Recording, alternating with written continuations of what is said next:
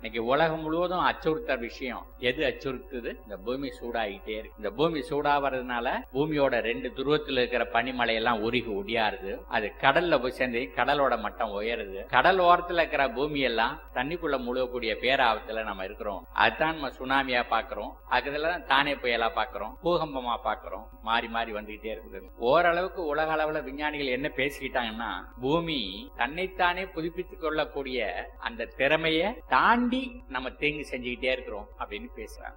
என்ன செஞ்சிருக்கிறாங்க? எங்க பார்த்தாலும் தொழிற்சாலையா கட்டிக்கிட்டே இருக்கிறாங்க. அது ஆகாயத்துல புகையை கக்கிக்கிட்டே இருக்கு. எங்க பார்த்தாலும் காடுகளை அழிச்சுக்கிட்டே இருக்கிறாங்க. காத்துல உள்ள புகையை வாங்கறதுக்கு பச்சை கொடை இல்லாமல் போய்கிட்டே இருக்கு.